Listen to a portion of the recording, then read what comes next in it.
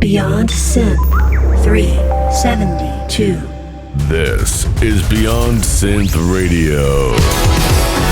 B008.5. Up next, Marko and Andy spin the best in new synthwave, dark synth, synth pop, and electronic tunes. It's the Marko and Andy Power Hour.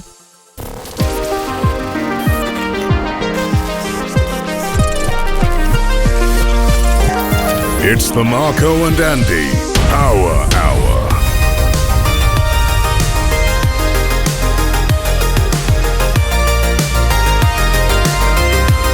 With Andy Last. Well, you know I love Goldeneye. And Marko Marek. I'm from fucking Australia.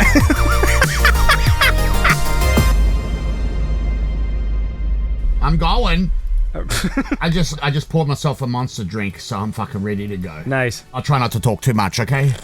Ready to go? Your bloody tea? No, actually, I got a big fucking thermos of water. I got one of those thermoses that like tells you there's like lines on it where you're like, drink by 11 a.m. and you know you're doing great. You know to make sure you. Anyway, listen. Okay, you do the intro and then we'll fucking. Why do I every fucking time, man? I love that it makes you mad. That's why I'm asking you to do it now. I don't want to do the intro. It's your show. I'm a guest too. Do you want me to do an impression of you? Yeah, okay, do that. This could be trouble. I can't really do an Australian accent. Nobody can.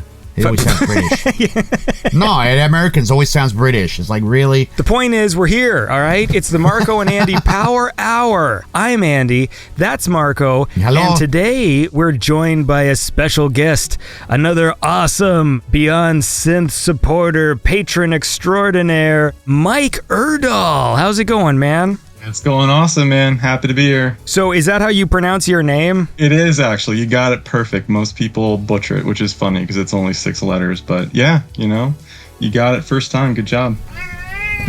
What was that? I just heard a cat. Oh, that's my cat. You had some catnip. He's gone nuts. We got this catnip that grows out the back, right out our back door. That's probably why we have so many cats turning up now. And it's this bush, and it's just gone ballistic. Like, it's massive. I'll have to send you a photo. That's hilarious. So anyway, we just brought some in, and the cat's gone nuts today. Calm down, mate. Calm down. I haven't given Chester catnip yet, so I don't know how he's going to respond. A small percentage of cats don't like it, or they doesn't really affect them, and then the rest just go nuts. They get some euphoria. I don't know if he'll be like me with weed, where he'll just get all paranoid and he won't have fun, or if he'll actually really like it. I guess we'll find out. Start small. If I can give you any advice with cats and catnip. We had an incident. So we've got 2 cats, and they both obviously love catnip. And I got these vegetables or something from the pet food store. Was just kind of piece of cloth chock full of catnip, and the cat obviously loved it, and then she decided to piss on it on our bed. Like, wait, what? What is that? My wife and I were just watching this unfold. It was in slow motion. We're just stunned. We're like, what just happened? Yeah, so start slow, preferably not on a porous surface. I wonder what, unless she just like lost control of her senses because it was just euphoric, like being just super high on drugs or whatever. Yeah, just made a bad trip. Who knows, man? It was crazy. So someone fucking spiked it. That would be a funny prank if you worked at the pet store. If you could find like you're like spiking the catnip or like changing the dosage. The dosage. Well, look, we're gonna keep chatting, but we're gonna listen to some music. Awesome. I got one here. This is actually a really cool synth pop track that you're all gonna enjoy. Okay, this is Voyage with the track Runaway featuring Vanessa B. Andrews.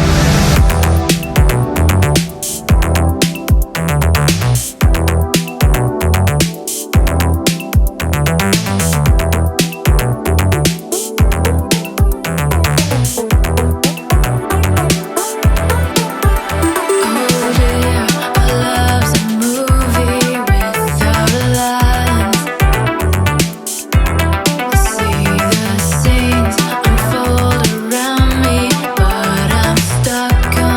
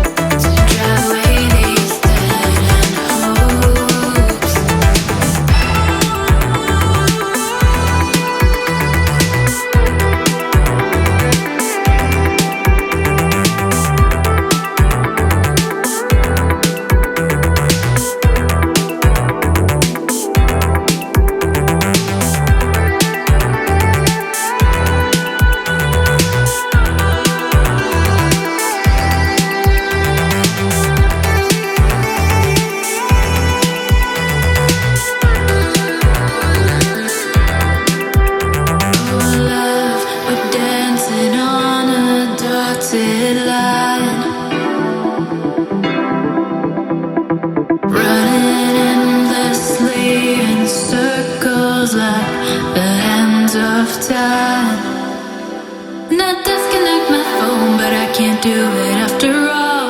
If it's so long ago, then why does it still hurt like this?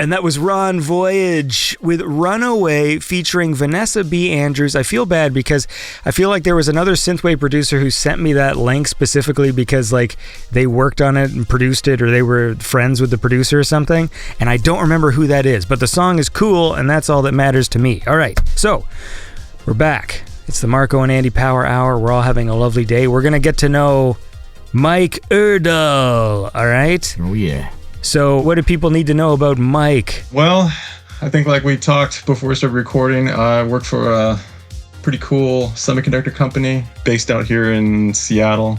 I'm what's called a field applications engineer, which is just fancy talk for I work with our customers directly. It's been awesome. I couldn't have asked for a better job, really. And if there's any young aspiring engineers out there, highly recommended as a career.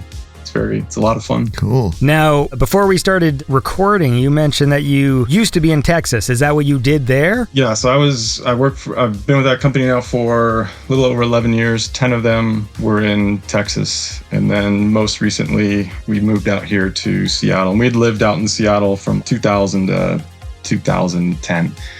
So it was kind of like coming back home.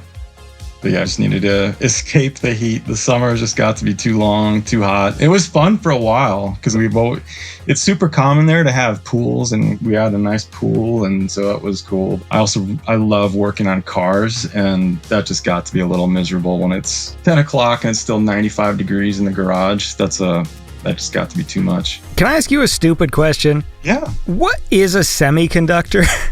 Oh, Jesus, Andy. Well, I mean, just think of it like this.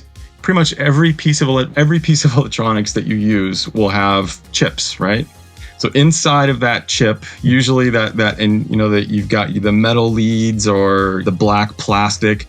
Inside of there is the semiconductor. So you start with a piece of silicon and then you do a lot of metallurgy on it and you basically create circuits on the surface of the silicon. And, so that's been a thing since the 1950s and the progress of technology in the field has just been incredible. But I mean, it basically enables our modern way of life. So it's in everything. What's the big deal with semiconductors? Isn't that a thing now? Like we need to get control of the semiconductors or make the semiconductors over here. Didn't I have a guest? I swear I had a guest who was like talking to Congress or something. Wasn't he about they're trying to get like local semiconductor making or whatever, like in North America? Yeah. I think I vaguely remember that episode. Yeah, that was interesting. Yeah, so I mean, the semiconductor industry really got started here in the US and then just like everything, it's been globalized and different aspects of the industry have moved to parts of the world that the cost to do business is lower. Unfortunately, those parts of the world can have, volatile political situations. And I think right now, since there's just so much bullshit going on between, the various superpowers, it's potentially endangering our way of life, frankly. So if you have large parts of the semiconductor supply chain that are, say, in China, and then China decides they want to discontinue any sort of trade with the US, now that becomes a problem, because if we have, one part of the process that's done in the US and it gets sent overseas to be completed, or some other part of the process is done there, that's no longer an option. So you have to diversify the supply chain to be in multiple parts of the world, just in case that happens, which obviously I hope it doesn't, because it'll just be a huge problem for everybody. Was there an issue with the semiconductor shortage when there was the chip shortage? Was there also a semiconductor thing? Yeah, it's the same thing. Yeah, chip shortage, semiconductor shortage. They are semiconductors. Wait, a chip is a semiconductor. Yeah, a chip has a semiconductor inside of it. All right, I'm gonna. I have this mission today to bore the audience, but I am actually interested. Sorry, I'm probably one of your least interesting guests, but that's okay. I'm stuck in a rut where I've got my favorite movies. I watch Back to the Future a million times. I've got my favorite games, and I keep playing those. But yeah, as far as staying up, I don't know, having a lot of interesting things to say about new movies or whatever. No, that's fine. I'm interested in the new Barbie movie though, because it's got a 56 Corvette in it. I don't know. I can't get excited about it. I mean, it's being it is being reviewed well. I'm obviously more interested in Oppenheimer. Yeah, me too. I think I'd like to see Oppenheimer. Why do I get the feeling that's going to be like a 3-hour long movie or something? Yeah, it will be. It is, I think. Guaranteed. Yep. Unless they split it in half, Infinity War and Endgame. Oh God, yeah. Right as they're about to hit the switch, it just fucking cuts to black, and then they have a post-credit sequence teasing for the Oppenheimer Endgame. Fucking Robert Downey's in it. Might as well. Is he? Yep. I don't think he's playing Iron Man. The thing is, we know how the story ends already. Yeah. Yeah, I know. It's like the Titanic. It's I kind of know what happens, though. I mean, it's still kind of interesting. That's why I love those stupid YouTube videos, because I just saw one today that's Oppenheimer ending explained. It's it's history, you fucking idiot. I know. You don't know what happened? Explained. How do you not know what happened? Anyway, look. The bottom line? Yeah, the bottom line is, Marko, play me a song. All right. There's a new one out from SelloRekt LA Dreams and Mayah Camara, featuring her beautiful vocals. Yeah, this is really good. It's called That's How I Knew.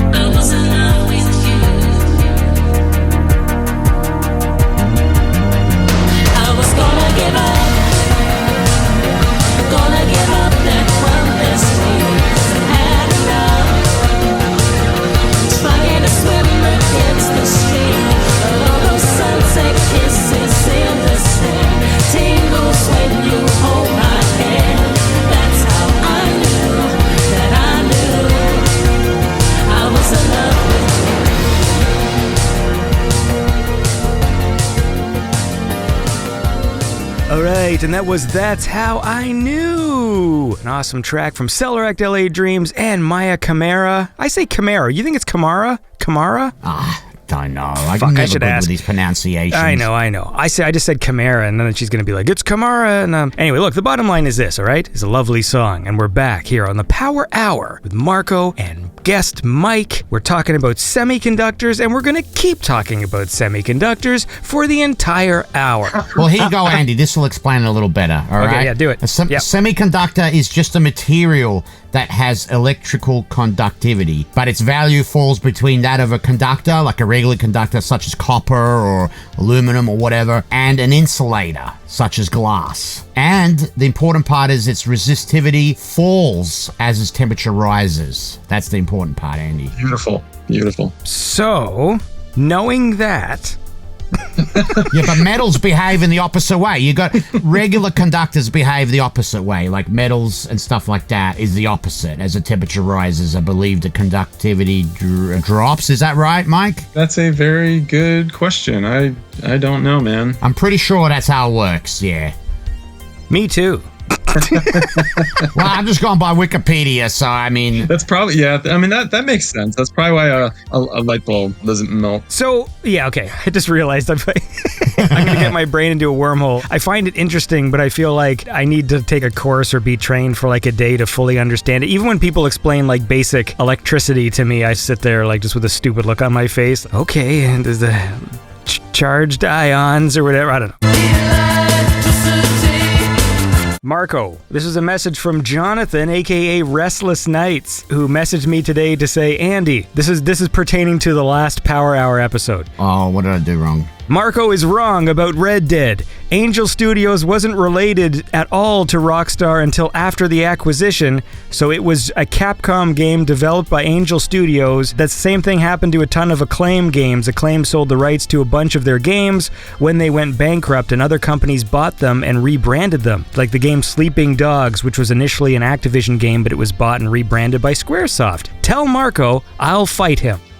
So there you go. Well, I can't remember exactly what I said. I just read it off Wikipedia, I think. But that's basically what I said, is that they acquired it and during the process of making it, and then they finished it. So I'm pretty sure that's what I said. But I guess I didn't say it. I don't know.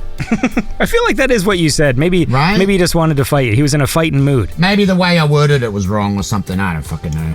Sorry, mate. The point is, all has been rectified. All right, we have justice finally, and Mike's a big fan of justice, so he's happy about it. Definitely a fan of justice. Cannot argue with that. So what's going on in the life of Mike then? What have you been up to lately? Do you get a chance to work on some cars now that you live in a different place? Yeah, we've got more space here, so I've accumulated more cars. So my wife and I, we've been together now for 17 years. And after that much time, finally convinced her to join the car hobby with me. And so I'm pretty pumped about that. The reason why I thought it was funny, the Barbie movie, because she got it's a 56 Corvette. So I like old Corvettes, and I guess apparently she does too. Me too. Yeah, so we're gonna work on that together. That'll be a lot of fun. Yeah, so been working on her 56, my 64. Yeah, just lots of car stuff. I also enjoy imports. That's how I actually got started. My first several cars were RX-7s, and that's really what got me into working on cars. Nice. The rotaries, huh? Nice. Yes, I love rotaries. I remember Andy, one episode, he called them wanker engines, or maybe it was Marko. I don't remember. Someone called them a wanker engine. I think it was Andy. I didn't call There's it no that. way I would have said that, because I have no idea what that means. I hear the word rotary. It was the Wankel engine, but someone called it a wanker. I swear it wasn't me. I mean, that's the terminology I would use, but I've always been impressed with rotary engines. Like, that doesn't make sense. See, I don't even know what that... Put it this way. If you had just told me you were working on the semiconductors inside the Corvette, I would believe you. Because I don't... These terms mean nothing to me. Fucking... What is a rotary? Oh, it's a very interesting engine. Basically, it's only got 3 moving parts. It's got what's called an eccentric shaft, and then the 2 rotors that move within the housing. But the full combustion cycle is completed by just these rotating rotors. People call them Doritos because they look kind of like a Dorito. Yeah, it's a Wankel engine. The big thing with them is that they have a super high power to weight ratio. They're literally the size of a beer keg, and you can get a lot of power out of them. But yeah, as a young kid, I couldn't afford to have people work on my stuff, so I had to learn. And back then, it meant going to the library to get manuals and reading them or checking them out if you could. But so yeah, just out of necessity, I got into cars and it just stuck with me. I can sort of relate because I used to have to give people manuals when they were working on my eccentric shaft. Hold for applause. All right, Jesus. listen. Sorry, I don't know. I'm just trying to prove I'm listening. That's all. I'm gonna play a song now. It's just a horrible segue to music. I got a cool one here from 7DD9, and this is just sort of a cool track, kind of cinematic cyberpunk type vibes. This is "Child of Dystopia" by 7DD9.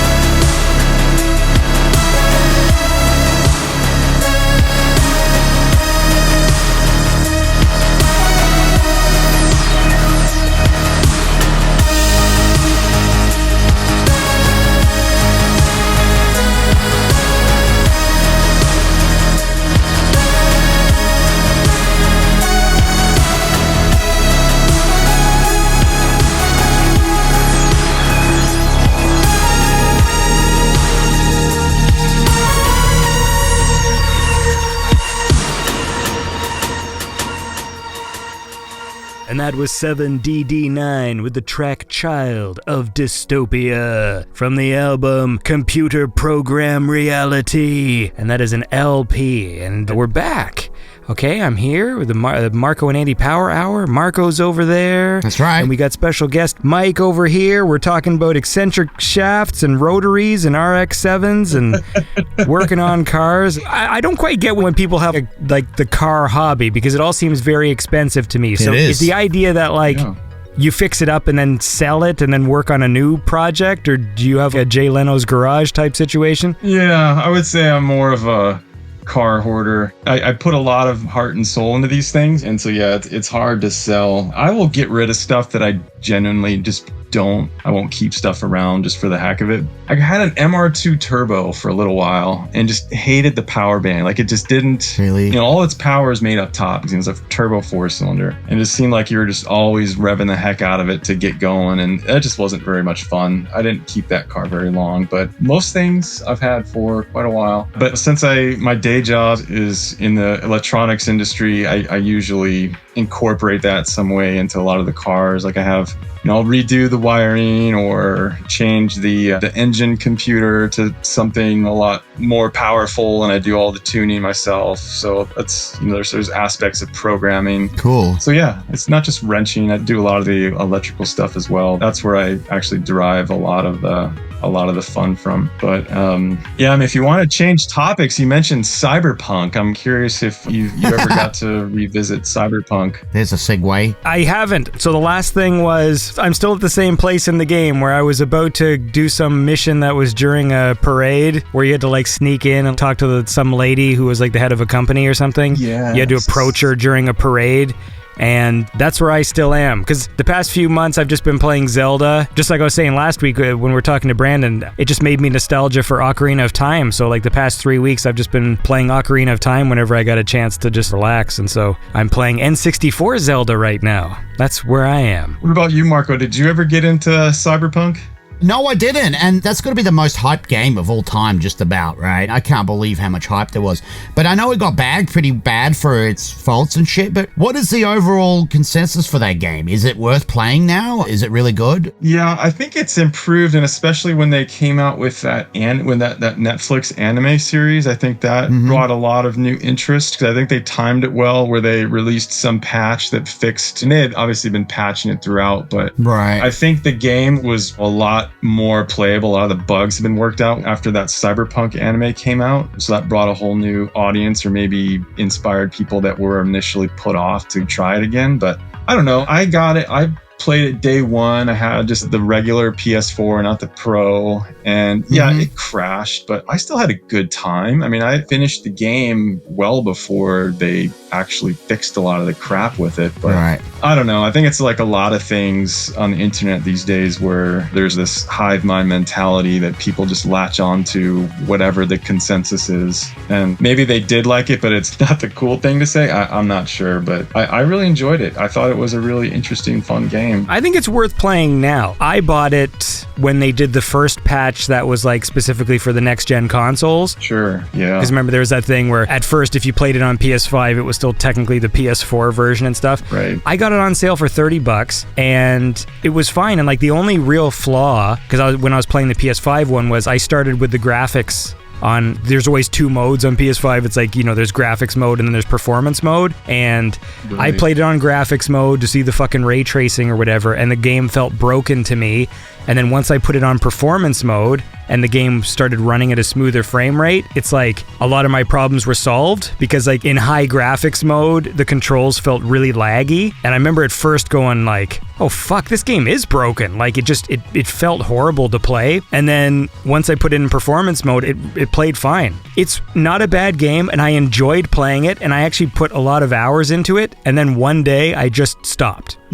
And that was it. Like, I haven't been back to it. There was no, like, falling out where I was, like, stuck on a hard boss or just had a time where I just kept dying repeatedly on a mission or something. It was just one day I was just done. It just happens inexplicably with me, with some TV shows, with some games, and I don't have a reason. It's just, I think it's just because there's too many games. Just like there's too many shows on the fucking streaming, and, like, you switch to something else just for the fact that there is something else to switch to, you know? Sure. Yeah, that kind of reminded me of the sequel to Horizon Zero Dawn. What was that? The Forbidden West or Forbidden Wilds, whatever it was. But the same thing, I didn't get into it as much as the first one, and just one day I just quit playing it and haven't played it since. But, you know, back in the day when I could literally only afford one video game every, like, 2 years, there's a reason why I love GoldenEye and Perfect Dark and Zelda and these things. Sure. Because I didn't own anything else. So, like, when I played, I put hundreds of hours into Perfect Dark because that was, like, the cartridge I had. Mm-hmm. We just don't live like that anymore.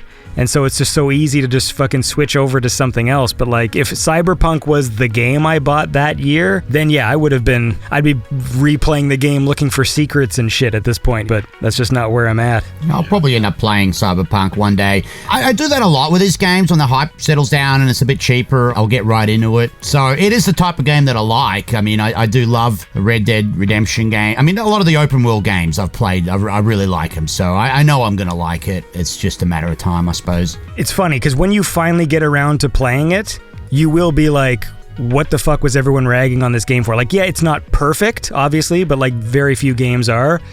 But once you finally get around to playing it, you'll be like, this game's fine. What was the problem? You know what I mean? Like, as with all the fixes, like, it is a perfectly fine game. It just didn't launch as the 10 out of 10 that everyone was expecting it to be. Kind of like what's going to happen with fucking Starfield. Because there's so much riding on Starfield being like a 10 out of 10 game that, like, if that game comes out and it's even a fucking 8, people are going to be disappointed. That game has to be the thing that literally single-handedly saves Microsoft. And if it's anything less than a 10, there's going to be nerds like, I'm still going to play it, but, like, it's, you know, there's a lot riding on it.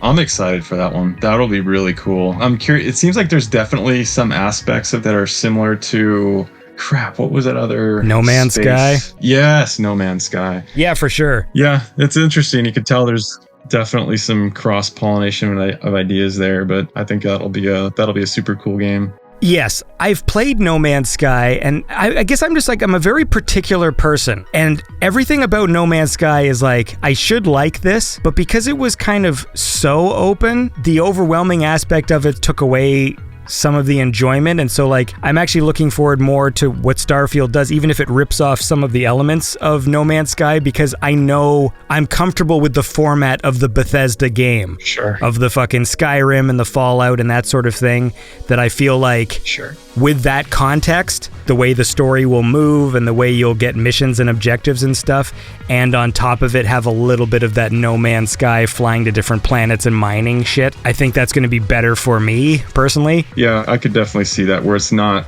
I don't know, you're not almost paralyzed by all of the choice that you have. It is a little bit more of a directed adventure. Yes. I think ultimately that's what I like. But I tell you what else I like is cool music. Yeah, that's right. Whose turn is it? Marko, it's your turn. Is it? Oh, fuck. Yeah. All right. I thought it was your turn. Well, you're wrong. All right. That's the second time I've been wrong. All right. Jonathan's going to beat you up. Sorry, Jonathan. I make mistakes, mate. There's a new one out from Brave Anni. I don't know if you've heard of that artist before, Andy. He or she, I don't know, has a new track out called Light Years. It's a really good sound. It's almost like a classic synthwave sound to this one. It really takes me back.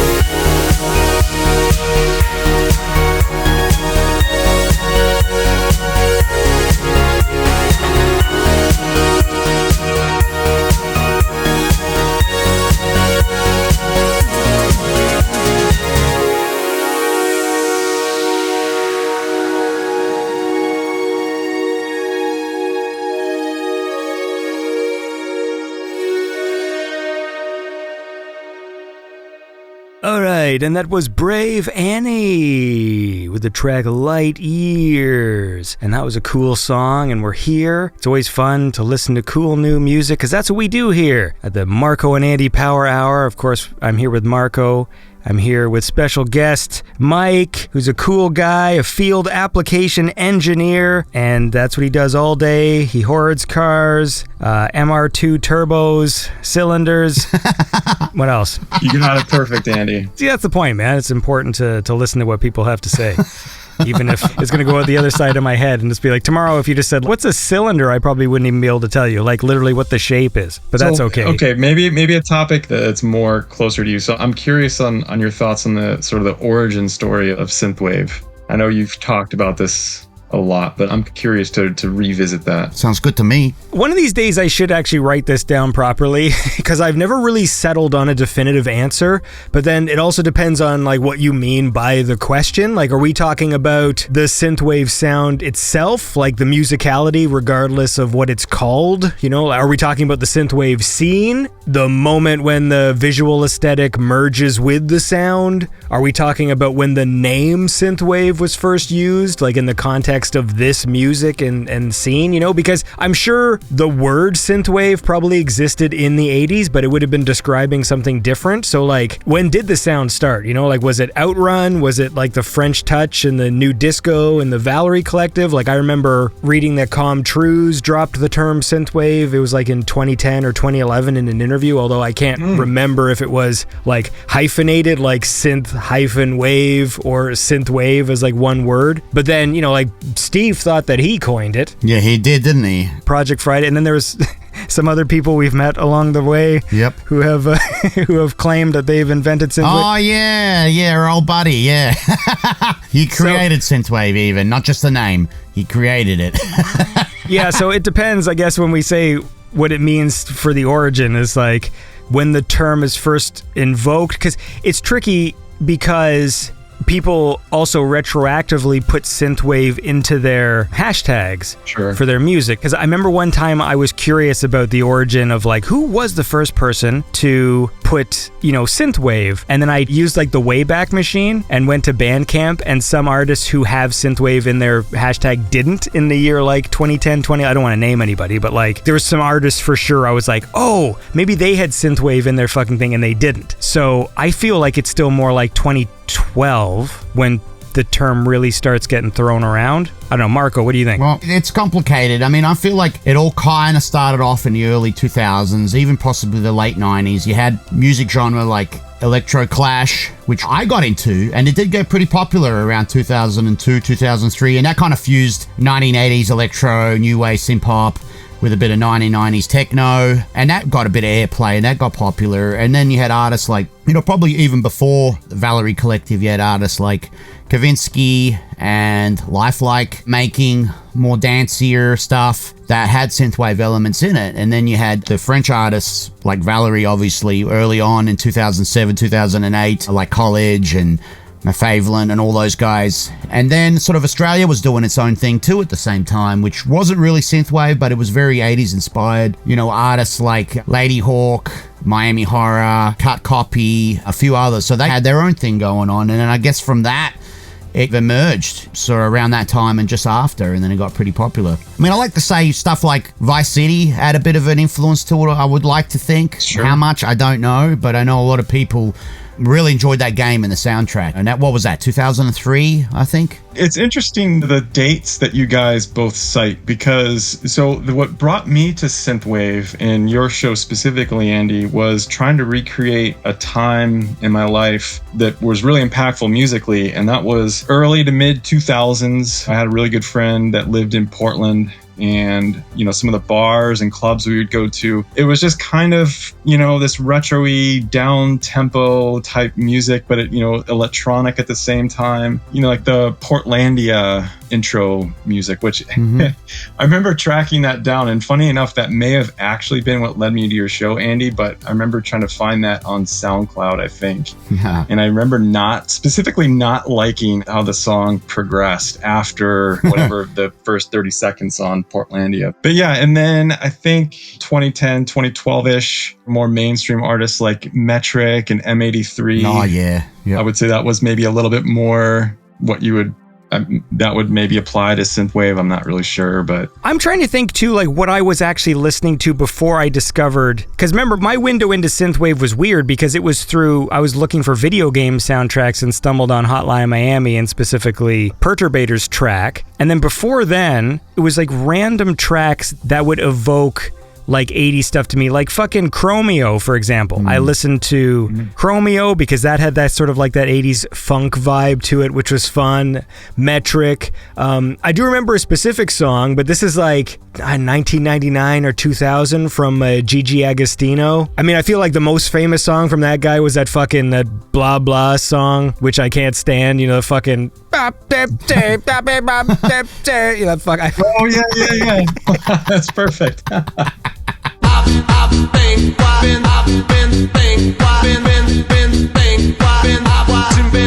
Yeah, it's nonsense. But he has this other one, which was a Eurodance song called I'll Fly Away With You, or under its original French title, L'amour toujours. And it's got this lead male vocal that, even though it's like a Eurodance track, I got 80s vibes from it, and I listened to that a bunch.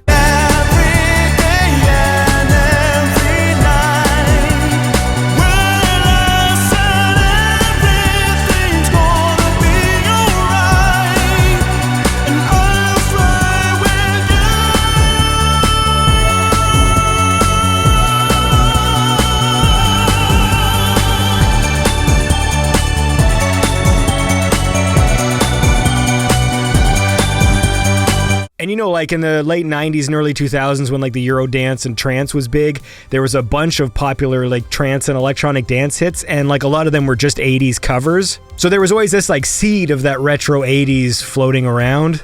But I really think the biggest one was Valerie Collective, what they were doing. That was really, there was Kavinsky, you know, and then that was kind of, he was doing his own thing and Lifelike, but I think the Valerie Collective was really, what they were doing was really set the groundwork for that sound, I feel like. You know, even what Australia was doing with Cut Cop, that was kind of a little different. It was still very 80s inspired, poppy kind of stuff. But when you listen back now, really, I think what they were doing was the real groundwork. They were real pioneers of that sound, I feel like. That's for me anyway. But then I think when Drive came out, I don't know how many of those songs I listened to, right, before Drive came out. I was like, there's a few comments here and there. As soon as fucking Drive came out, everybody was like, oh my God, I watched the movie, I love this. Like, it really brought it to the forefront, I think. Yeah, my main question, I guess, is who literally did hashtag synthwave first? That's what I want to know, and I don't think that's an answer we're ever going to get. Like, I want to know who was the first artist who on Bandcamp did synthwave as one of their tags, or on SoundCloud. Can you ask ChatGPT about that? I can. We'll see what ChatGPT You never has know. to say Let's about see it. what ChatGPT, because I don't know how else you could find this shit out. Well, look, how about this? I will type to my friend ChatGPT, but first we're going to listen to some music. So I want to listen to this one from Bunny X from their album Love Minus 80. This is Daydreaming.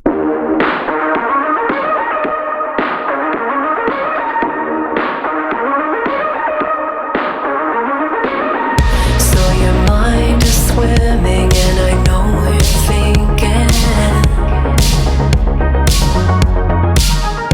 You're so tired of the way things seem to go. Well, I have something to say, and I hope that you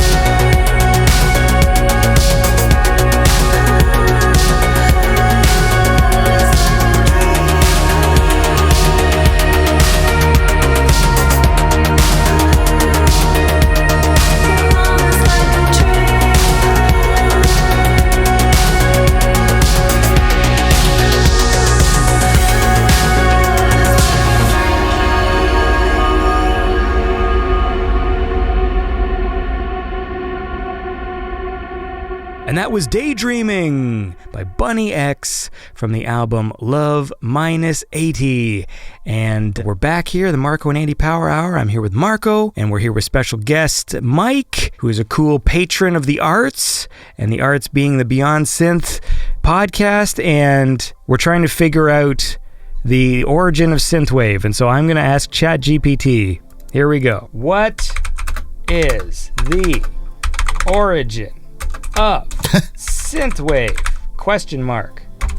All right. Synthwave, also known as outrun or retrowave, is a genre of electronic music that emerged in the mid to late 2000s as a form of nostalgia for the pop cultures of the 1980s. It was influenced by many diverse movements and styles, including new wave, electronic music, and neon aesthetics of films and video games from that era. The term synthwave was coined to describe music that loosely imitates these sounds and moods by using synthesizers and drum machines. In visual art, it is often associated with the aesthetics of the 1980s films, especially science fiction and action movies, video games, and television series. Doesn't really say who coined it, though, does it? They want to say the earliest pioneers, French artists, known as stage name as College, Teenage Color in 2008, Real Hero from the Drive movie soundtrack, 2011. Other notable artists include Kavinsky, Mitch Murder, Perturbator, and Carpenter Brut. Oh, love some Carpenter Brut. Yeah, me too. I wish I had seen him live. I mean, I did see Perturbator live, but I never got to see Carpenter Brut. I know he's got like a full band and everything, so that'd be fucking awesome. One day, maybe. His videos are just insane. Yeah, right. They really are. It's an interesting kind of vibe because I really like Carpenter Brut's music, but I do remember seeing them when Le Matos was opening, which was years ago, and it is weird that like the visuals are all just like kills from horror movies, and I get that that's the aesthetic and there's people in the crowd like that, but I did get the vibe that like some people were kind of like weirded out by it, because I remember specifically like overhearing like a conversation of this girl like, yeah, this visuals were weird, you know, like, because it is literally just the screen in the background is just like 70s and 80s horror films of just people getting like drills into their head and stuff, just from like weird B movies and stuff. Fuck yeah, that's the shit I like though. It does create like a strange vibe if you're just like used to listening to the music and then you go there and just like... Yeah, but that person didn't know. I guess they probably didn't know Carpenter Brut too well. Because my favorite video is obviously like one of the most amazing music videos of all time. And it's just a guy driving a car with like a fucking gas mask with glowing eyes. And it's more science fiction than horror. True. I think some of the earlier ones before he could afford to make such high quality videos of his own, it was usually a montage of horror movie kills. Yeah, well that's what's in the background. Yeah, well, there you go. Yeah, but whatever, man, it's cool. Look, man, the bottom line is it's all good. We're never going to get to the bottom of this, so let's just say I invented it. I'm happy with that. All right. Yeah, that worked. So what's been going on then in the life of Mike? Are you still playing Cyberpunk? Is that why you brought it up, or have you moved on to something else, something cooler? Not lately. I've been enjoying our nice summer. I'm actually really looking forward to the new expansion that I think is supposed to come out next month or September. I don't know when it's actually coming, but I'm looking forward to that for sure. Is it for Cyberpunk, the expansion? Yeah, Phantom Liberty. Sounds a lot like a Metal Gear. Metal Gear name. Yeah, that's coming out, and sounds like they're revamping a whole bunch of systems. It'll be next gen only. I think a lot of people complained about the police system, so that's going to be completely revamped, where they actually give chase and they're just smarter in general. But yeah, looking forward to that and getting back into it. I started a new character earlier this spring and just hadn't really gotten into it. It's a little bit harder than I remembered it being. I tried as a different, whether the different life path, and maybe that was just more difficult. I don't know. Did you give your character a big old dink? No, I usually like to play as the females, man. I gave mine a big old dink. That's what I did. Jesus, Andy. Well, you can. Did you guys see the thing for the new Baldur's Gate? You can give yourself a big old dink in that, too. I think you can have sex with a bear or something, too, can't you? Or something like that. Yeah. I mean, it's a magical bear. Let's be clear here. We're talking about a fantasy video game. I know what you're talking about. I remember seeing the thumbnail on the YouTube video and specifically kept scrolling, but I don't need to see it. The first article that comes up. Baldur's Gate 3 has a gay bear sex scene and people are loving it. I love when people write stuff like that. Like, you mean people or the author of this article? That's what we've been missing in video games. That's it. We need more of that. Sometimes I just will read articles where people are acting like there's some like giant social movement behind like some stupid thing, and I'm like, is that really happening, or is this just you being a weirdo? Look at all these things. They're just, people are so positive about this bear sex. What a weird thing to be excited about. Yeah, but these games are getting so complicated now. You have so much stuff that you can adjust for your character. This is what usually happens to me. I have to stop doing it. I get the game and then I get really high because I'm really excited to play it, and then I put it on and I spend like 3 hours creating my character, and I don't even play the game. It's like fucking hell, man. You know, it's like, what really defines me as a character, you know? And I'll probably spend an hour on the dink. It's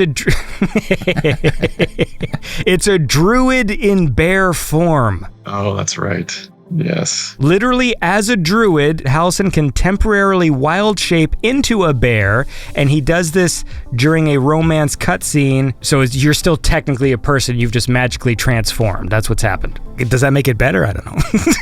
I'm not too sure. Probably even more kinky. Yeah, listen, play me a song, Marko. Okay, I got a new song here from an artist that I am not going to try to pronounce. I used to try to pronounce this back when I did Synthetic Sundays, and I butchered it. I can't do it. So, Andy, you're going to do it, but the track is called Vision and Heart. I can't do this one either. Fucking Europaweite, do you know what sucks, too? What? He sent me how to pronounce this. I had somebody send it to me, too, and I still couldn't figure it out. I just can't. I'm sorry, man. I'm sorry, mate. Your music's great. I just can't pronounce it. I'm an English. Well, so is he. I used to think, is this guy German? But it's not. He's not. Isn't he? No. It's just a cool name he chose. Well, you go for it. Give it your best shot. Europaweite Aussichten. He literally says he's from Germany on his SoundCloud, though. Well, he's a liar. Oh, Jesus, Andy. Anyway, let's listen to it. What's the track called? Oh, shit, I forgot. It's called Vision and Heart.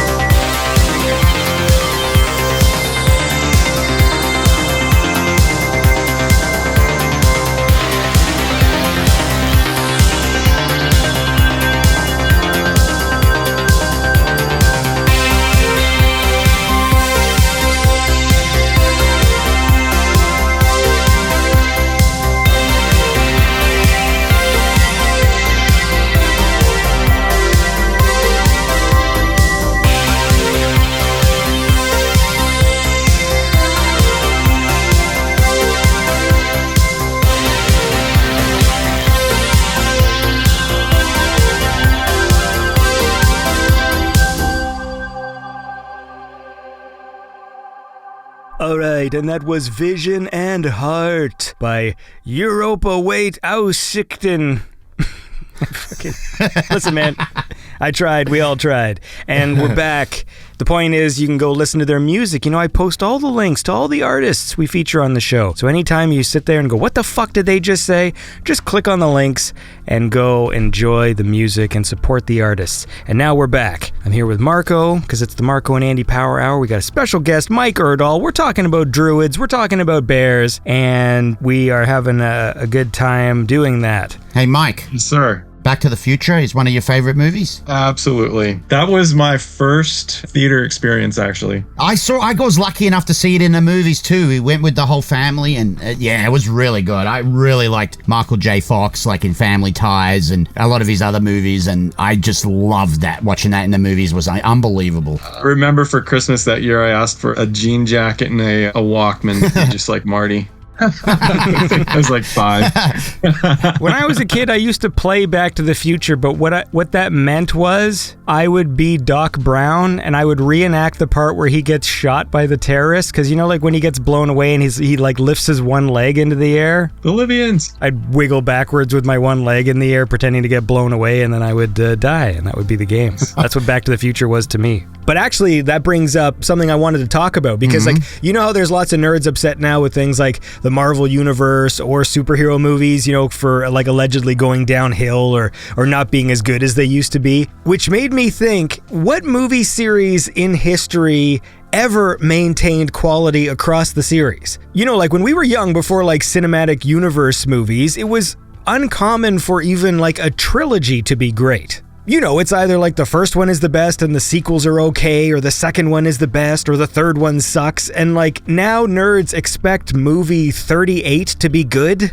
You know, there was a reason why we always used to like marvel at movies like Terminator 2 and Aliens and Godfather 2, because they were like the few great sequels in history. It was an achievement for a sequel to be good, you know, but now you got nerds being like, you know, I can't believe Doctor Strange 4, where he teamed up with Ms. Marvel to fight Red Skull's sister, sucked. And it's like, of course it sucked. Like, it was movie 78. Like, you're lucky you got like 5 or 6 great movies from this franchise. But the reason I brought it up was thinking of Back to the Future, because, you know, even though it is seen as one of the better trilogies, I still think that, you know, the first one is a standalone, like, classic movie, and the sequels are just, like, okay. I gotta be honest with you, I really liked the third one too, and maybe that's just because I was really into Western movies at the time, but there was just something about that I liked a lot. But I could see if other people didn't think it was that great. I totally get it, but I did like number 3. Yeah, my issues with 2 and 3 are just that they're kind of cartoony compared to the first one. The performances are bigger and broader, and like, even though the first one is still like a Hollywood movie, it's way more subtle than the sequels. Like, the characters feel more real, and in the sequels, the acting is like over the top, and the old age makeup is over the top, you know? Like, fair enough. I don't know. What do you think, Mike? Yeah, gosh, it's hard to say, because I really enjoyed,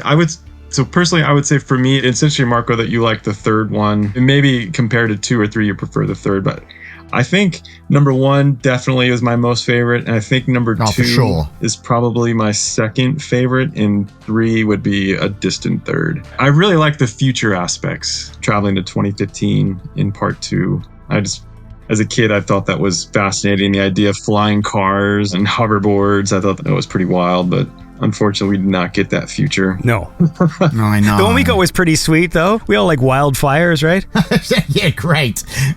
But it's the same as the like the original Indiana Jones trilogy. Like, I personally think Raiders is just like Back to the Future. Like, it's an awesome standalone singular movie, and like, I think the third one is fun, but like, the first one is special. Well, I think Raiders of the Lost Ark and Holy Grail are really good. Okay, I think they're great, and I think I saw Temple of Doom in the movies. I was really young, and that kind of freaked me out because it's really dark really dark, and I thought that one was the bad one. Even watching them now, I still think the first one always is going to be the best one for sure. It's so freaking good, but I still think the third one's really good. It's more truer to the original, I feel like. But yeah, what do you think, Mike? Yeah, I don't think I saw Raiders of the Lost Ark first in the series. My first one was Temple of Doom, and I think I probably saw that one a little too young. I remember the monkey brain scene freaked me out. And I think, gosh, I'm trying to remember if in that movie there was like a scene with the black and white television where they were juggling kittens, and that really upset me. Yeah, that movie's full on. I think it's PG as well, I'm pretty sure. Yeah, what the fuck? The heart scene is... Yeah. I like that each of the Indiana Jones has that moment, but for me, it's like the face-melting scene of the first movie is awesome. It's one of my favorite fucking really scenes of all is. time. Yeah, it's so I good. love it. The music's great. There's some movies where I just don't like comedy relief. I like when the humor just comes from the situations and the characters. Like in the first Indiana Jones, like my kind of sense of humor is when he fucking shoots the guy who's got the fucking sword. The big sword, yeah. That's the kind of humor I like in a movie like that, where it's true to the character, it's funny, it's a little dark, it's surprising, but like what I don't like is like comedy relief characters, and Willie Scott, like her character just sucks. Like there's no way around it. Like, and I get like, hey, she's the opposite of Marion, but like Marion was a cool character, so like this character sucks. Yeah, she's a little annoying. It's just a weird decision to purposefully make a character that sucks, who is going to be there for the entire movie. But look, we are getting sidetracked from my question, so let's listen to some music and get recentered here. So look, I got some dark synth here. This is a cool track. It's called Cybergenesis by Into the Pale Abyss.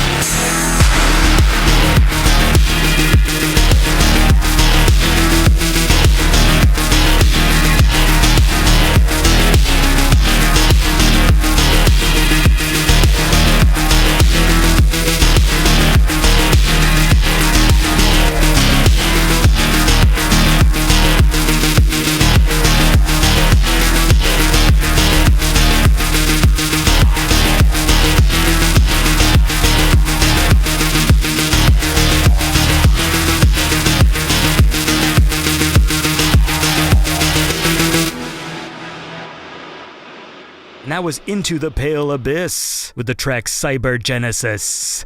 And we're back. The Marko and Andy Power Hour. I'm here with Marko. We're having a good time. We're here with special guest Mike, who's a cool Patreon supporter. All right, he fucking makes things with cars. He loves semiconductors. Oh, I got a question. Is it sacrilege for you to put futuristic electronics into a vintage car, or do you think that's cool? I think so. Personally, I think it's cool. I would maybe avoid making that. I would try to hide it. So yeah, bringing the modern conveniences that we have today to an old car. Like, for example, the 64, the very first thing I did was take the carburetor off and put fuel injection on it. The fuel injection unit itself looks like a carburetor to the untrained eye. Everything looks as it should under the hood, but yet it starts every time. I can cruise in the mountains and don't have to worry about the mixture or whatever. It gets good gas mileage. Yeah, I don't have a problem with it. What about full on, like, taking an old car body, but like making it an electric car inside? That's a thing. My brother works for a high-end vehicle restoration company, and it's kind of like their skunkworks project is electrifying old cars. They have a 32 Ford, and the drivetrain is all modern and electric. There's definitely people that are interested in that. What is Skunkworks? That's like, kind of doing projects out of the public eye. Skunkworks? Why is that? What's the origin of that phrase? I'm trying to remember. That's Northrop Grumman. It's one of the aerospace companies. They work on all their super secret cool projects. It's called Skunkworks. Like the F-117, I think that was done by Skunkworks. Wait, so Skunkworks is like a name of a thing, or is it like a phrase like, we do this work out the back, like a skunk? So I think, I'm trying to think, what is the actual origin of that phrase? If it's that division of an aerospace company and people just adopted it, or it was the other way around. That was just a phrase in people's vocabulary. Because you're ashamed if you're a skunk, so like you have to hide all your skunk activities in the back because you don't want the public to see. Like, maybe. I like trying to figure out the etymology of words. It's fun. All right, listen. I'm thinking about this fucking movie series thing. So Marko, tell me what you would consider to be, like, in my opinion, there is no perfect movie series, but yep. And you're not going to probably like my answer, but these are more B grade, but I guess they were pretty popular. I really liked the Halloween series up until number 5, so the first 4 were really good. All 4 of them I liked. And then you've got Friday the 13th, which I liked. The first 7 were really good, and then number 8, kind of Jason Takes Manhattan, kind of a little off the rails there, kind of got a little worse. But the early ones are really good. They're all, like, really good. But then again, they're B grade horror movies, so I don't know if that counts, Andy. Does that count? That's a good question, because like they are a slightly different caliber of film. It's not that they can't be enjoyed, but there is something different about watching a Friday the 13th movie than but I don't want to upset anybody by saying, like, I'm talking about good movies, Marko, but that's what I mean. I knew you were going to object because you're not a horror movie buff, but that's okay. No, but that's fine. I don't know what you would class as more mainstream stuff, or I don't know. But you're right, like even Aliens 3 was pretty shit, really. It was a letdown. 1 and 2 were incredible, and 3, it wasn't a bad movie. It's just after number 1 and 2, it's like, what? You killed off the fucking main characters just like that, and then it's like there's no weapons, and it's one alien? I mean, it's like, come on. Like, I used to be a defender of that film, and be like, you know what? It's still okay. Obviously, the first 2 are way better, but I still was a fan of Alien 3. But I watched it like a month ago, and it's not that good. I was like, this movie's fucking boring. It is. It's really not that good. What still is good about it is the cast is really awesome. Yeah. One of my favorite actors who plays one of the prisoners, Danny Webb, has the best fuck in a movie. It's my favorite. Fuck. Yeah, when the fucking alien, like the guy who runs the prison, the bald, they're all bald, I guess, but there's the one dude yelling, and then all of a sudden, right in the mess hall in front of everybody, and the alien just runs down and grabs him and pulls him into the ceiling, and it's like, and he screams, and there's like blood flops down, and then everyone's just standing around in silence, and it just cuts to fucking Danny Webb, and he's just like holding a mop, and he's just like, fuck! It's here! Here and get that foolish woman back to the infirmary! What is that? Move it!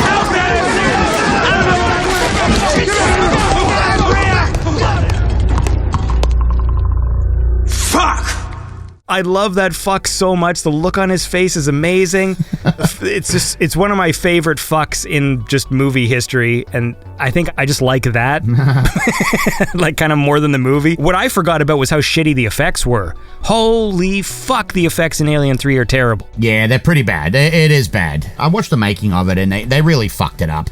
They really did. After coming from Aliens, which is like pretty fucking flawless, like special effects wise, like yeah, there's a few rear projection-y looking shots and some kind of green screen with like the ships and stuff like that, but for the most part... The ships is bad, but the aliens themselves look really good. Yes, there's no part where the alien looks like it's like cut out and put on the screen or whatever. Like the alien in part 3, like a lot of the time it's like green screened into the shot. It looks fucking horrible. Like it's weird. Even the producer cut on the Blu-ray where they replace some shots with CGI, it's still not great. Nah. The movie does have a cool look to it, and it does have a cool score, but I was actually surprised at how dull it felt when I watched it the last time, especially after just watching Alien and Aliens like a few days earlier. Yeah. Like those are just such tightly paced and just awesome. Even the director's cut of Aliens I love. Yeah. I like I actually watch the director's cut pretty much as the go-to now. Yeah, me too. Yep. I'm trying to remember if I've actually watched all the Aliens. The trilogies that I can think of that they're more modern, but that I really enjoyed, obviously Lord of the Rings was pretty amazing. Yeah. I actually really liked all 3 of the Matrix movies. I know a lot of people have issues with some of them, but I'm a big Keanu fan, but and enjoyed the Matrix. And then I'm trying to remember what was the other trilogy I had on the top of my head, but I guess I'm going to be a stickler about this. I don't know that I count Lord of the Rings because you know how there's like the different types of movie series, right? And Lord of the Rings was made simultaneously. Like they made it as one big thing. And yeah, they went back and did reshoots, but it's different and stands apart from the other movie series, right? Because Back to the Future only got part 2 and 3 because of the success of the first film. The same with The Matrix. In fact, The Matrix was very similar because like it did the same thing Back to the Future did where they shot the 2 sequels back to back. The entire trilogy wasn't filmed as a whole thing. And of course, like the Star Wars movies have like 3 years in between them. And like there's a different type of movie series. There's the one where we just assume there's going to be, like nowadays, where everything is designed where they just assume there's going to be a series of movies. And then when the first one sucks, you're left with some stupid movie that ends on a cliffhanger that's never going to get resolved. That's I think the thing that disappoints me the most of like modern movies is like everything is designed to be some sort of franchise and the first movies aren't as strong anymore because it's like, well, we're going to hint towards this guy, but don't worry, he'll be the bad guy in movie 6. Like this will be a plot point in movie 3. And I'm like, how about you just make a good movie 1 and then we'll see if we want to see any more of this fucking thing. Were there any movies that you wished they would have made more of? Like, for example, mine would be The Goonies. Oh, if you could make a sequel, like just revisit that story and those characters, I think that would have been amazing. I think they're still talking about doing a sequel. I'm like, it's gone now. Like, you can't, like, I wish they had done it back in the day when they were still kids. I mean, that would have been fucking awesome, dude. Yeah. That's a really good question. We're going to listen to some music, and then I'll think about it while the song plays. That'll give me a good few minutes to think. You're going to have a lot of time to think about it. Marko. Make it an inspirational track. Yeah, Marko, you're up. Me? I keep thinking you're missing tracks. All right, well, make it. Okay, this is pretty inspirational. Wolf Club has a new album out. It's really good stuff. My favorite off it is probably the one that everybody likes. You can't resist this one. It's Crystalise.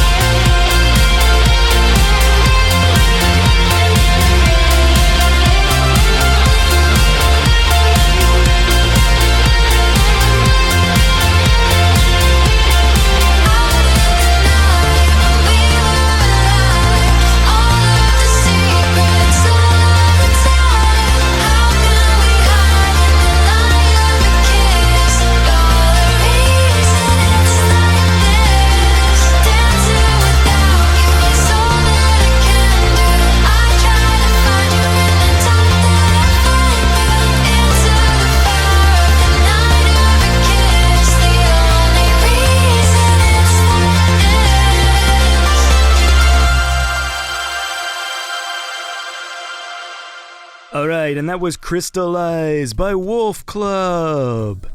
And that's a cool song, and we're back. The Marko and Andy Power Hour. I'm here with Marko. I'm here with special guest Mike, awesome patron extraordinaire, talking about movie series. And Mike posed the question, what's a movie series that you wish was continued? And I will say, given that now we just listened to that whole song, that gave me a good 4 minutes to think, that I would have liked to have had a third Michael Keaton Batman. Fair enough, yep. With Tim Burton still at the helm. Back when he was making movies I liked. That's the first one that sort of jumps to my head. I would have loved, this is a slightly altered question, I would have liked a better Terminator 3. Yeah, big time. One that was the movie that everyone wanted it to be, aka a future war film that looked like the fucking scene from the second movie and not some weird alternate thing. Everyone, like, anyone you talk to is like a fan of Terminator, so just give us a 2-hour movie that looks like the first fucking 15 minutes of Terminator 2, but like it's just a 2-hour film, future war movie. I would have liked that. What about Commando? They should have made a sequel to Commando. Oh, yeah, there you go. Actually, I would have liked a sequel to Commando. Right? That was a great movie. I mean, and Sully should have been still alive. So after he dropped him off the cliff, but Sully comes back, he's got like an eye patch. They made so many sequels to Rambo, they could have done one with Commando too, surely. That's a good point, actually, because I still, and maybe this is sacrilege to say, but I find the Rambo films kind of silly. Like, they're silly to me. Pretty bad. Like, they're entertaining, but they're goofy, you know what I mean? Like, when I watch Commando, it still is cheesy, but there's something, I don't know, it also has an amazing score, because I was watching it the other day, and the score of Commando is fucking awesome. But it's really funny, too. Like, it's a genuinely funny movie, like the parts with Sully, like you said. Oh, dude, Sully's amazing. You kill me last. And there's so many scenes like, I eat green berets for breakfast, and right now I'm very hungry. You know, like just the most... It's so funny, the dialogue. Oh, my friend, he's dead tired, you know? I love those two that no one notices. Yeah. He's fucking just elbows on Enriquez, and then he just snaps breaks his neck. Or whatever. Yeah.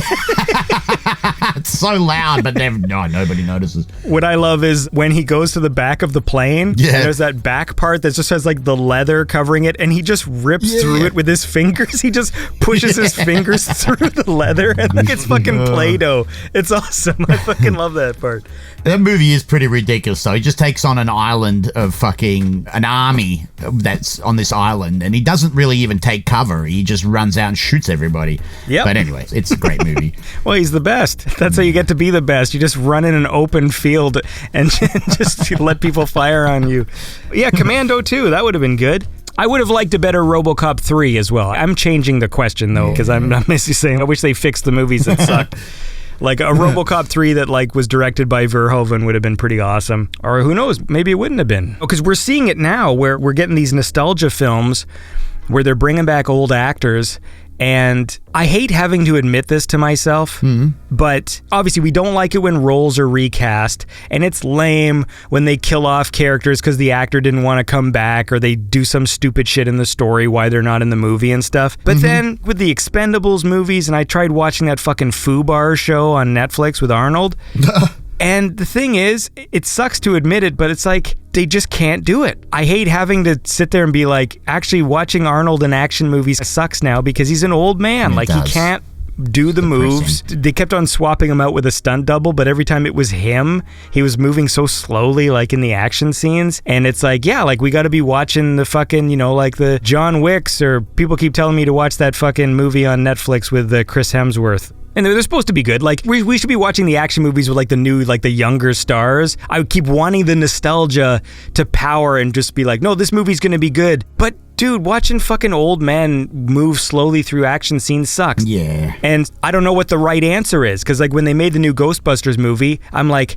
half happy to see the old Ghostbusters show up, but then when they do, you're just like, they're just a bunch of old men. Like, why are they here? Like, so there's no winning. It's like either you don't put the characters in, and then we complain, how come the old actors didn't come back to fucking pass the torch to the new characters? But then when the old guys do show up, it's like, this kind of sucks, like, because they're old and like they can't do the stuff I want them to do. And so there is no right answer. You know? I'm definitely with you there. Whenever they bring back the old actors, I don't know, usually doesn't go well. And like you said, when they do have the movies where the old actors passes the torch to the new actors, there's complaints, and when they kill off the old actors, there's complaints. So there's just no winning. You got to pay tribute to the character, like what they did with Star Wars with Luke Skywalker and Han Solo. I just felt like it was just fucking, that was terrible, man. Like those characters are awful. Well, why do you have to do that? Yeah, that's the one thing I'm a little upset about with the latest trend, which is to sort of make them losers. Yeah. I think there is a good way to honor classic movies, and it seems like whenever that happens,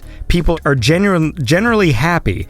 Where it's like, you look at a movie like Maverick, for example, and it's one where, you know, Maverick is there and he isn't like an old drunk who's sad about his life or whatever. Like, it just feels like the modern trend is like they make the new movie, and when the old guy shows up, they're in like some shitty place or they're depressed. I mean, like, I know they do that in the new Indiana Jones. They did that to Luke Skywalker.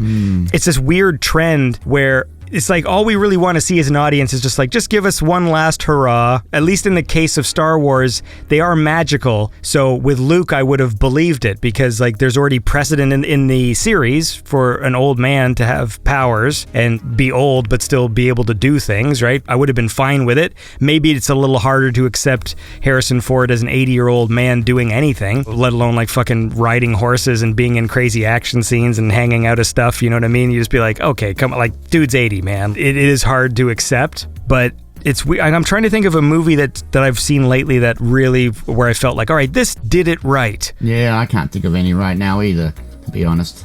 That's depressing. Yeah, I know. There's got to be something. Come on, Mike. There's got to be something, right? There's got to be. Got to be more positive, Andy. You know, like, I'm a nostalgic guy, so with this retro resurgence, we're getting all of these like sequels to movies from the 80s and stuff, and they're all kind of bad, but we're all excited when we first hear word of it, like, oh, like they're making a new Ghostbusters or they're doing this and that, and like, or not only that they're bad, but that they're just there. Like, I watched the new Ghostbusters and it was like fine, but it's not going to go into the rotation or whatever. And there's so many of these sequels that are like that where I watch them and I'm like, okay, that was okay, but I also don't really like a lot of modern movie making techniques. And so it's like when you make sequels to all these 80s movies and they have a particular look, and then part 4 comes out and it's made like last year, and so it looks all digital and crisp and weird. And like, that's the same thing. When they make fucking Beverly Hills Cop 4, you know, it's going to look like some fucking shot on video thing, because that's what all of these new movies kind of look like. And so it's just going to feel wrong when you watch it. It's not going to feel like it's part of the other series. Are they actually making a Beverly Hills Cop 4? I haven't been paying attention. I think they are. I think that's... Oh, God. Yeah. They were supposed to be making Twins 2 as well. Oh, gosh. That got canceled. I was in a comment where we were talking about bad trilogies. I think, Beverly Hills Cop 3 was... so bad. Was definitely out there. I haven't watched it in a long time. I just subscribed to Paramount Plus to watch all the Mission Impossibles because I hadn't seen them before. So I finished the third one just now, and I think they got the Beverly Hills Cops on there. So I'm gonna rewatch, because 3 is the one, like, you know, I've watched 1 and I've watched 2, but I haven't watched 3 since I watched it the first time, and whenever that came out, like 90, when is that, like 96 or 7 or something, or 94? 95 maybe, 90. It's gotta be one of them. It's like, let's keep naming years. Well, look, we can probably wind down, but I'm gonna play another song. 1994, Andy. There you go. Did you say that or did I say that? I might have. I don't know. I can't remember. In the edit, I'll make it so I said it. The bottom line is it was shit. Yeah. That period of time where they were doing PG sequels to R-rated franchises, like, that just does not work. But look, we're going to listen to this cool song. Betamaxx put this out a while ago. I had it in my list and then I forgot that it was there. So we're going to listen to it now. It's a cool tune, and it's got a nice vibe. It's called Depiction by Betamaxx.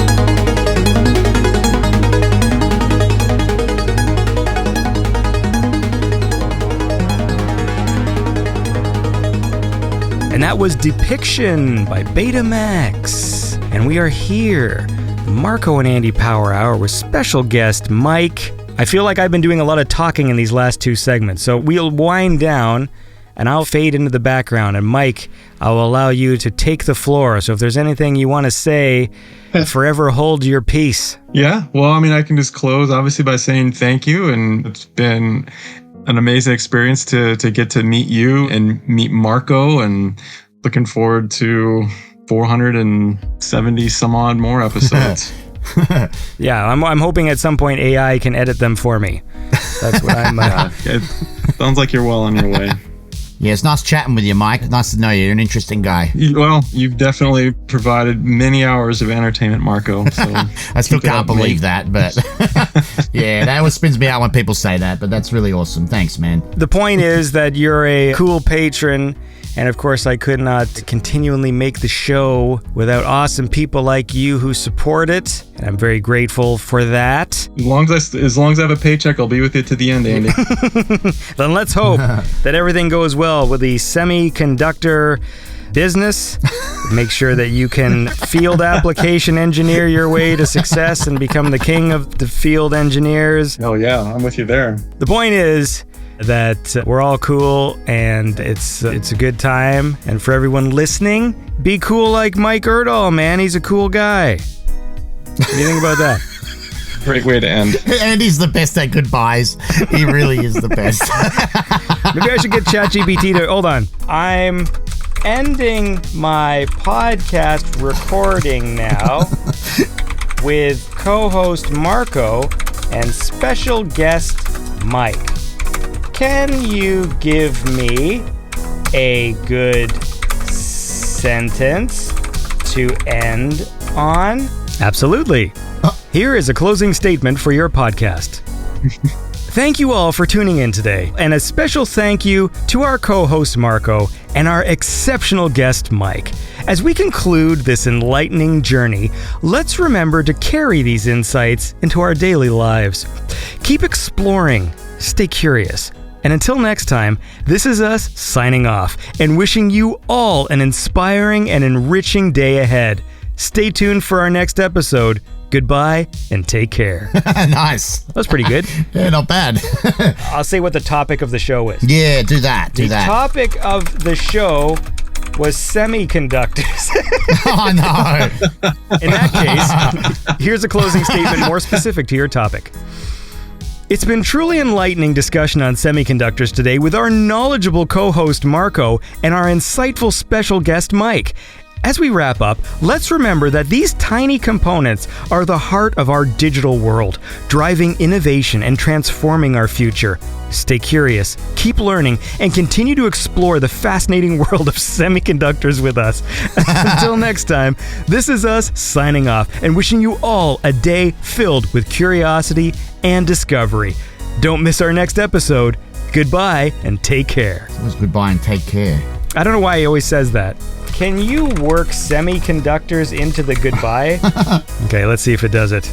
Until our next episode, goodbye and stay switched on. Does that work? Stay switched on. Oh, nice. Yeah. I like it. All right, well, there we go. So stay curious, keep exploring, and let's continue our journey into the fascinating world of semiconductors together. Until our next episode, goodbye and stay switched on. Oh, yeah, brother. There, perfect. Goodbye, everybody. Beyond Synth Radio is produced by Andy Last. Check the show notes for more information on the musicians featured on the show. Beyond Synth is made possible by listeners like you. Consider supporting Beyond Synth at patreon.com/BeyondSynth. Thanks for listening.